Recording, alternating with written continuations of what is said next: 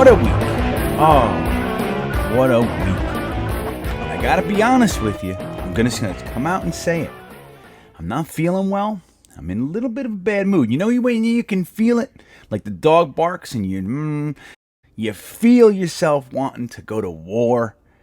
That's where I am. I don't feel good. I become a baby when I don't feel good. And that's where I am. So let's talk about the big loser fest that is the New York Jets. Let's see if I can pull anything out of this. I really don't even know where it's going to go. Usually have an order and stuff like that, and I ramble, as you know, but I don't know what I'm doing. I said I got to do this. I wasn't feeling well I couldn't do it, so I'm just going to do it, and we're going to see where it goes. Before we do that, I want to remind you about the contest we're having here. We're trying to get to 5,000 subs. When we do, 3 winners will be randomly selected, and all you have to do to enter is to subscribe right here, subscribe at my other channel, Full-Time Coaster Tour, and you're in. If you want an additional entry, you go to my Instagram, GreenBeanjetsfan, and you follow me there. Once you do that, you are qualified to win 1 t-shirt of your choice from the GreenBeanjetsfan.com merch store.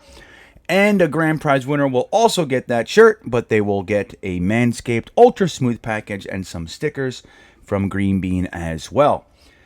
And as we move into the holiday seasons, I am sponsored by sportsmemorabilia.com. The link is right in the top of this description of this video. It's also in the description if you're listening on Apple Podcasts or Spotify, whatever, the description of the podcast.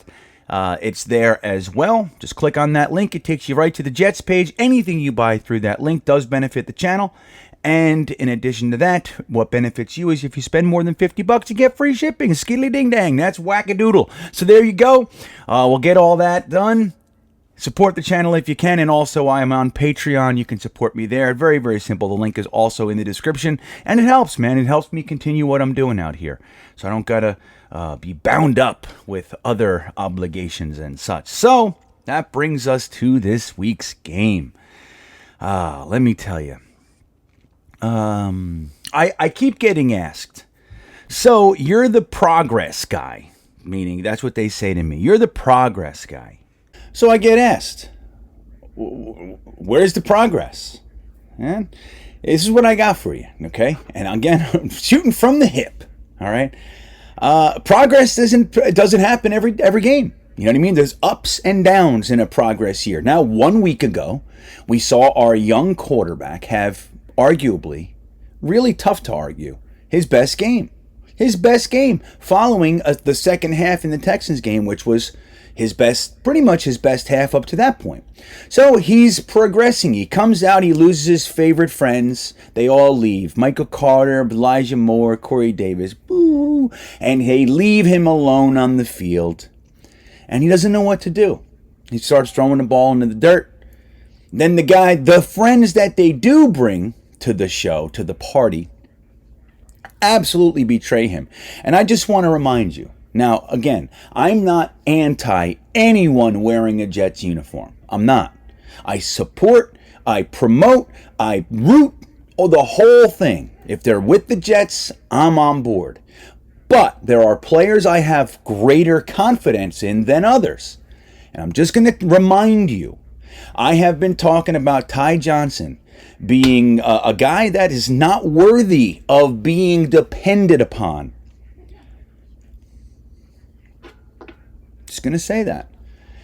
The first 3 drives of the game, third downs, first downs, he drops them. 3. Now, Ty Johnson has a history of drops. He also has a history of being a liability in pass coverage. But he does have some ability to be absolutely electric in the in the running game. When he's got the ball in his hands, he does know how to do some things. Not consistently, but at times. There were 2 particular plays this year where he was absolutely phenomenal. 2. Aside from that, he's been jag at best. Okay, at best. And I don't really like seeing him out there. Now, Michael Carter, absolutely. Tevin Coleman, don't love vets. You know what I mean? Like, if we're doing young, I want to see. Just do it, man. Get it up. Peel the damn Band-Aid off. That's how I see, right? But, so we got Tevin Coleman, little balancing. Okay, I get it. That's fine. What was the issue with Tevin Coleman? He's not going to make it through the whole season. So when you push a guy like Josh Adams off the team, who has just uber talent. I mean, was he going to be, Derrick Henry? No. But can he be a good back to come in certain situations? Yeah. So we push him off the squad for Tevin Coleman. And Tevin Coleman has been hurt 3 times this year. 3. I mean, it's not hard, man. It's not hard to see. So the Ty Johnson, Tevin Coleman stuff, it's just, all right, if we needed to see it, we needed to see it. Did we see it? Did we all as a collective see it now? Did we? Because I saw this last year. All right? I saw it in preseason. I saw it in week 1. I saw it every friggin' game. And it's just, okay, maybe we needed this. So there's the progression. Maybe the progress, my good friends, is that we know who's a keeper and who's a sleeper and who needs to get the F out of Dodge. Okay? Now, I'll take a little comparison because there are players I do like. Some do well. Some do. I mean, I don't know what the hell they're doing, right? So like you look at my boy Denzel Mims, right? He comes in for one play last week. He gets a penalty and they pull him. Get the hell off the field, you loser. They pull him off the field. This week, they put him out there in 2 consecutive plays, penalties. And they get him and they sit him the rest of the game. We got DJ mother effing Montgomery running around out there. Now, I'm just going to ask you, I'll leave my friggin' opinions to the side. I'm going to ask you, please answer this in the comments. Question numero uno, all right? You let me know. Would you rather see Denzel Mims play his first full game of the year, or would you and overcome whatever bullcrap mistakes he's playing or that he's putting out there? Because every time you put him out there, it's so high pressure. Here's your big chance. Here's your big play, buddy. And he tries too hard, and something happens, and they yank him. So the next opportunity, I gotta do it. Would you rather see him play his first full game? We got injuries everywhere. Would you rather see our 6'3" wide receiver play the game and mistakes included? Or would you rather see DJ Montgomery in this evaluation year? Answer that question in the comments below. Question number 1. Put that. Question number 1, here's my answer. I know my answer. And this is what I've seen all year. So the progress is they don't like Denzel Mims, and they have found a way to make it so glaringly obvious to the passerby, to the guys looking for the low-hanging fruit that don't understand process. Like myself, I understand process. I understand what it's like to look like it's failing, like it's time to pack it up and keep going and bring it to just incredible heights. I've done that. I know what it's like. And you can pay attention to the people around you that want to quit. And good. Quit. Quit. Get the hell out of my house. And that's good. That's process. That's progress. I found my losers. I found my dead weights. You see what I'm saying? So they have figured out a way to paint a picture that is so you can't argue with it. He looks lost. Congratulations. He's never been lost his whole career until he met you guys. And he's lost. He's freaking lost. You did it. Good shit. So another guy I like got his first real action. Yay! LaMichael Pirine. What is his stats? Let's take a look at LaMichael Pirine's big game. And it took how many blown plays from the other guy before you're willing to look at this poor kid?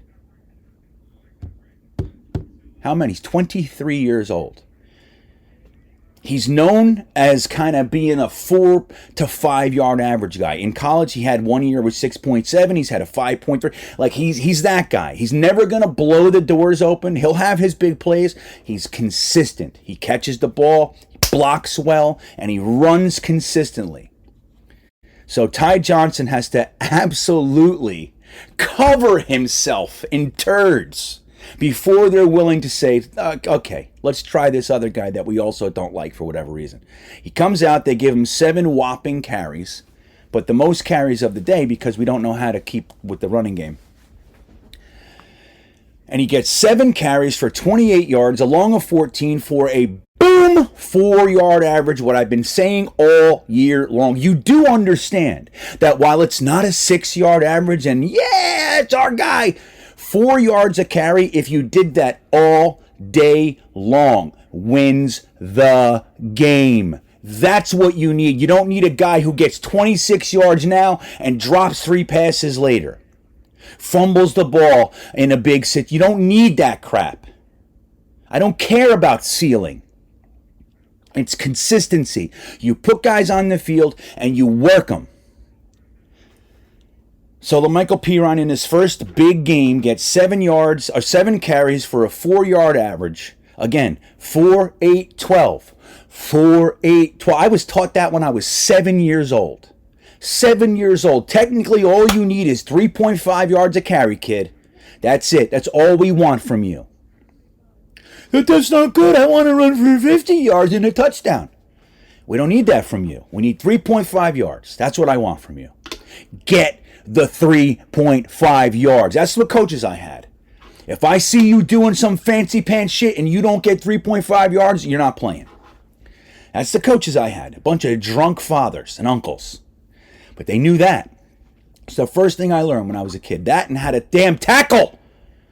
You lower your shoulder, you keep your head up, you wrap your arms around their thighs, and you pull at their knees. That's how you tackle, man. I can't take it. I can't take it. Ooh, what is that?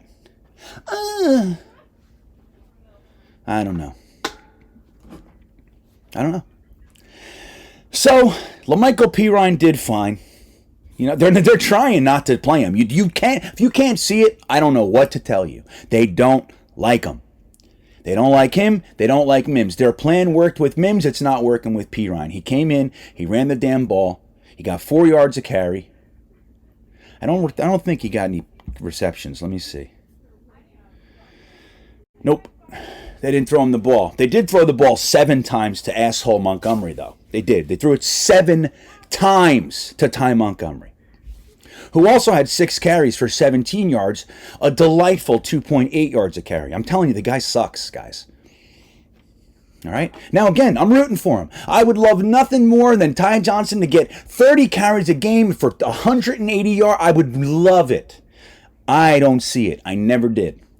That's why the Detroit Lions cut him mid-season, because he can't protect the quarterback. He's not reliable to catch the ball, and he fumbles with all of his excitement that he brings, and he does. So our boy Zachy Poo, 19 for 42, 202 yards. Yeah. 42 dropbacks. I don't know, guys. I don't know. Especially with their secondary. I don't know. I got nothing for you. But even that being said, you could probably use a contested catch guy. Just throw it high to him. Just throw it high. Watch him go to work. Put him out there all damn day. Say, look, today's a day. Everybody's hurt. Throw the ball high to Mims all day. Just find him and throw it to him. See what he's got. No. You put him out there, you tell him it's the highest pressure situation of his entire life, and he tries too hard, he does 2 penalties, and you yank him. And I got a text from somebody who said, Mims was yanked. I said, for what? And he goes, for sucking.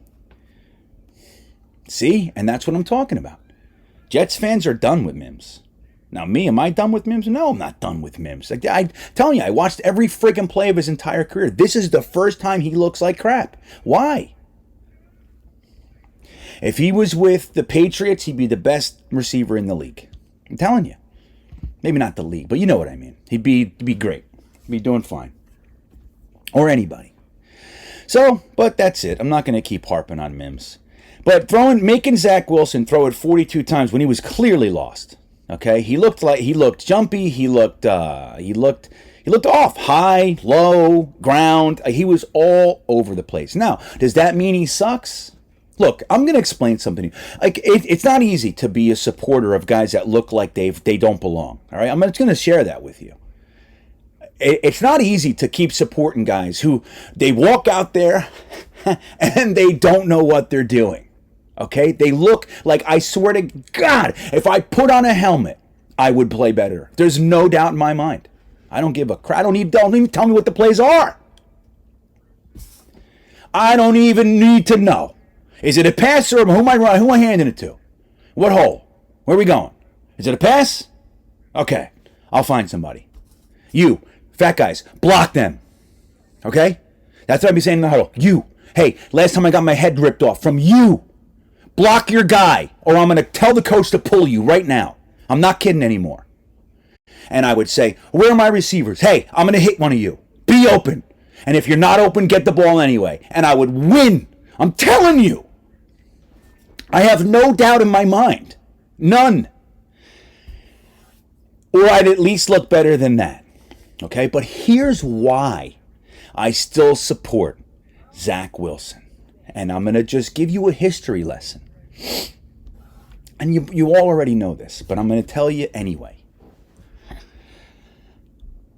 I knew Zach Wilson was going to have trouble coming from BYU. We heard Steve Young, Steve Young. Does nobody remember Steve Young's Tampa Bay days?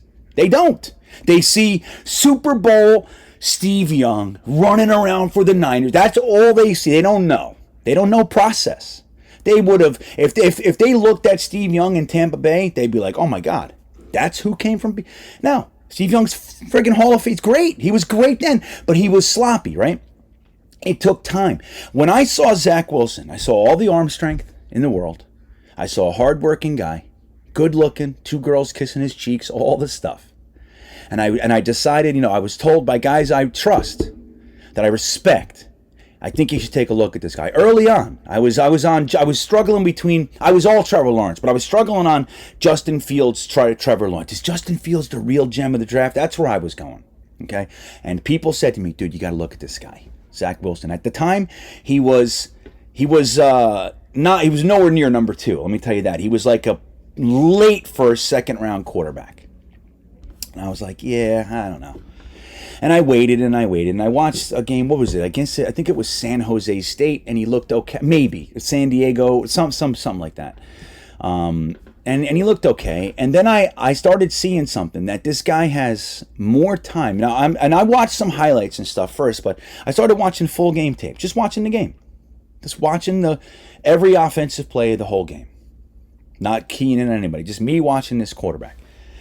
And I thought to myself, holy macaroni, this guy has a lot of time. He can do anything. He could tie his shoes. Well, I'm not even exaggerating. He could tie his shoes back there. He could have, oh shit, and still have time to get it off. That's how much time he had. In the games that there was pressure, he looked like a different guy. And it wasn't even that much pressure. Sometimes he did okay. Other times he did not. And I just said, okay, I like him. I like Zach Wilson, but he's going to have a hard time.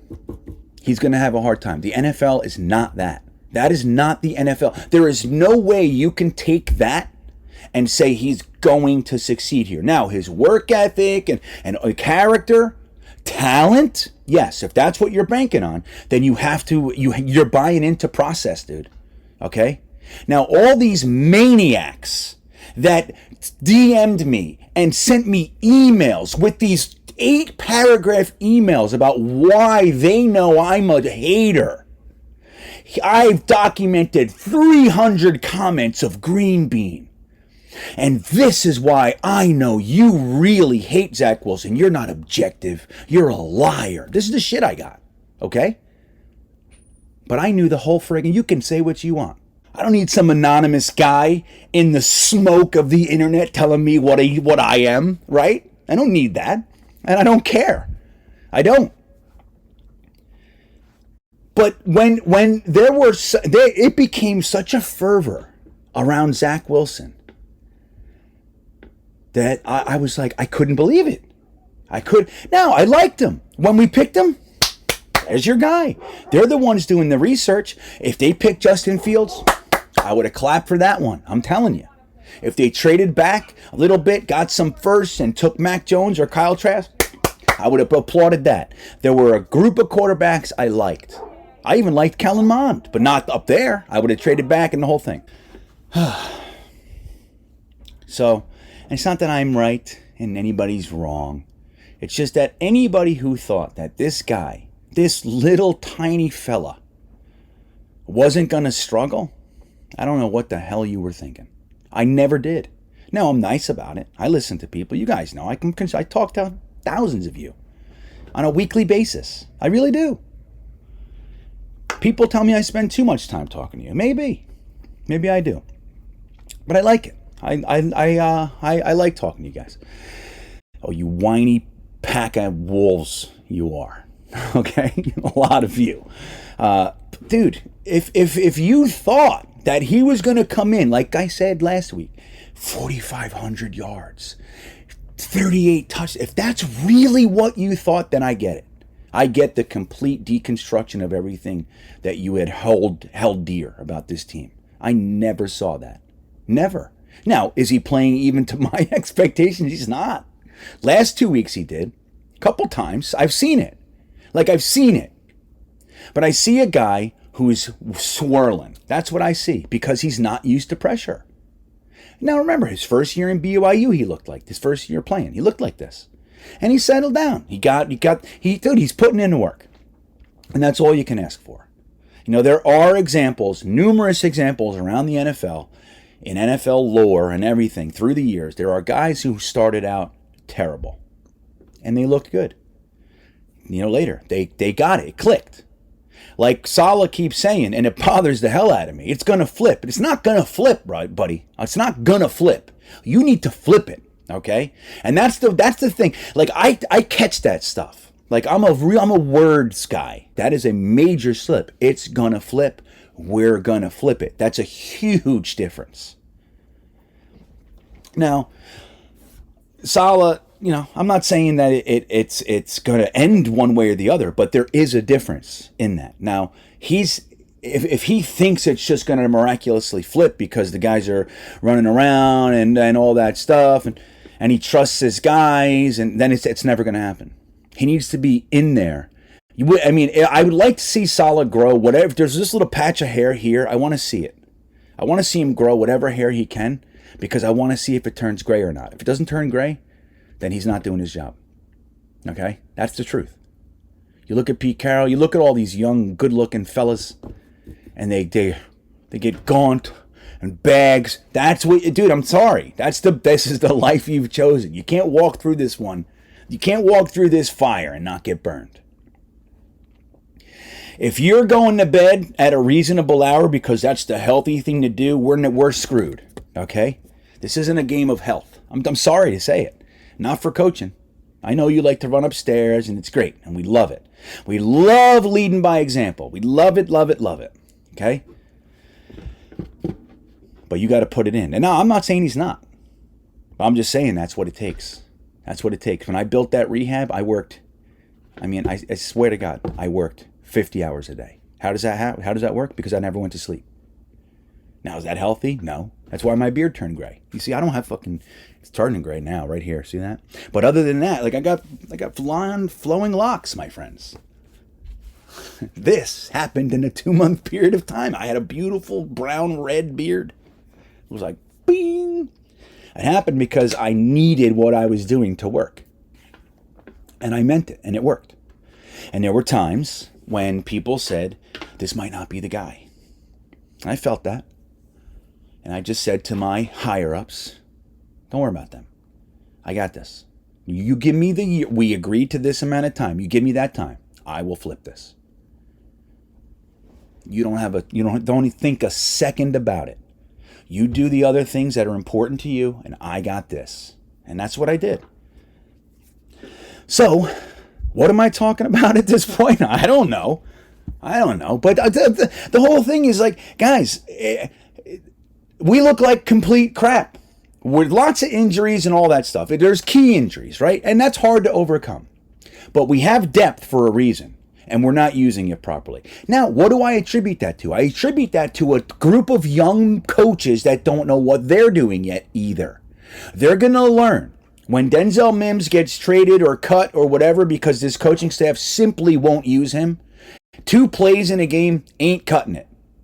3 plays, we've seen it from game 1. I don't want to hear it's because he sucks. He would come in, 1 play, 40-yard reception. He comes in another game, they gave him 5 plays, 3 receptions, 30 yards. Like, it's just, I don't want to hear it. I don't want to hear it.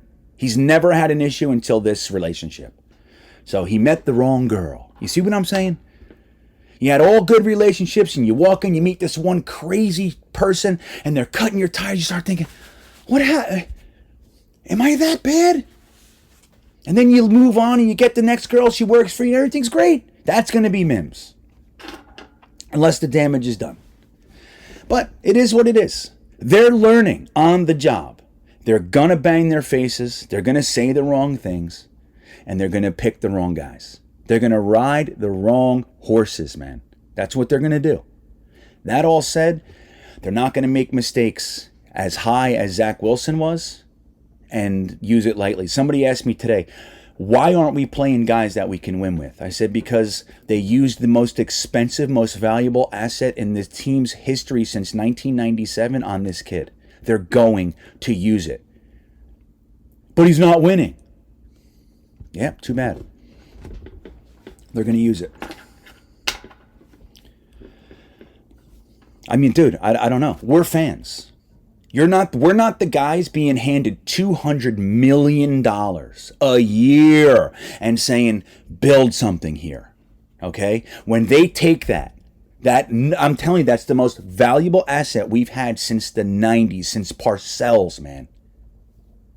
And they use it on this kid. You think they're going to bench him for Josh Johnson, Mike White? They're not benching Zach for Mike White no matter what anybody, what the articles, what the controversy. I told you there was never a controversy. This is Zach Wilson's team. Now, if Mike White came out and kept throwing 4-bangers, sure. Okay. Nobody knew that wasn't happening. Sure, we're rooting for it. It was great fun.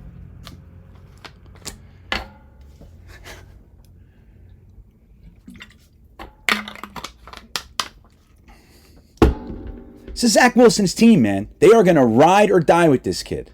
I'm telling you. And they're going to use him, and they're going to develop him, and they're going to get, just like Salah said this week, guys are getting just invaluable playing time. This is where the value is. They're learning how to lose like men.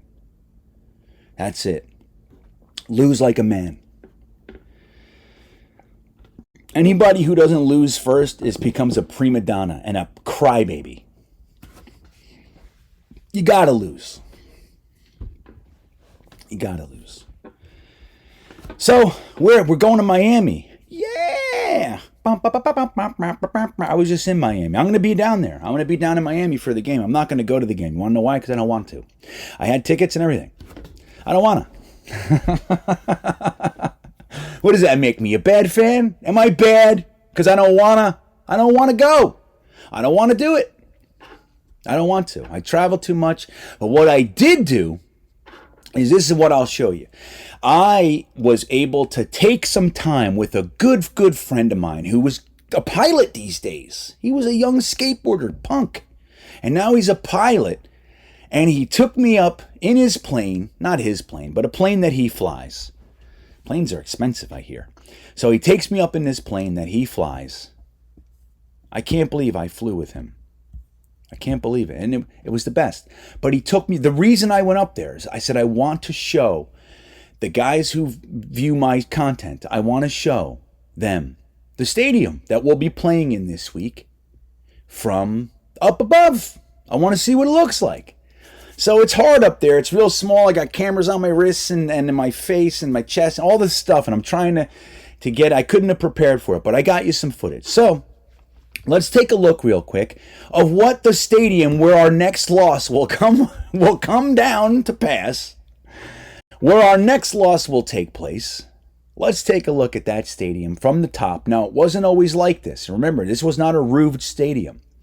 This stadium was built by the same guy who designed Giant Stadium. It's a mimic, except with cut corners. The same layout originally. It was called Joe Robbie Stadium. Now it's Hard Rock Stadium. And they put a roof on it because everybody hated going to the games because it's 3,000 degrees in there. And I've been there and it is. It's terrible. It's a terrible experience. So they roofed the fans and they left the hole over the top so the field can receive weather, which I think was smart. So let's take a look at my flight over Hard Rock Stadium.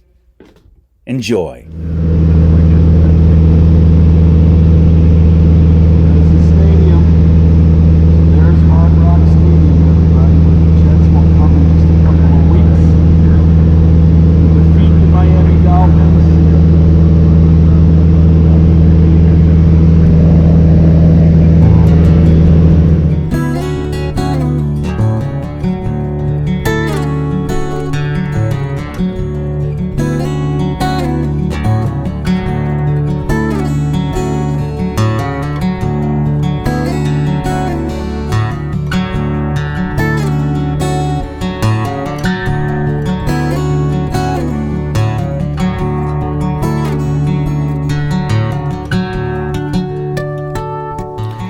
Well, what do you think of that? What do you think will happen next week? Oh, God. I don't know. Is anybody coming back this week? I don't know.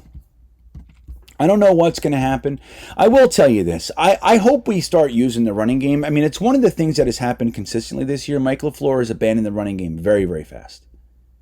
Now, people say, yeah, but we're behind so much. Not really the case, okay?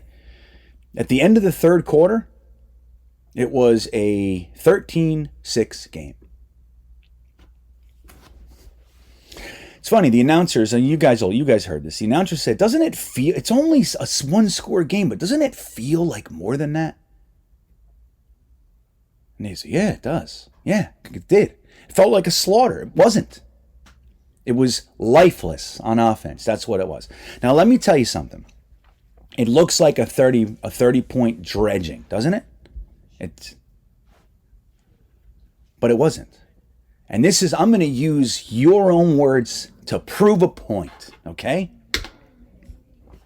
Lots of yards, lots of scores. Let's look at the Indianapolis game where Josh Johnson threw 317 yards after Mike White threw 95. And everybody said to me, "Dude, it's garbage. It's garbage time stuff. It means nothing."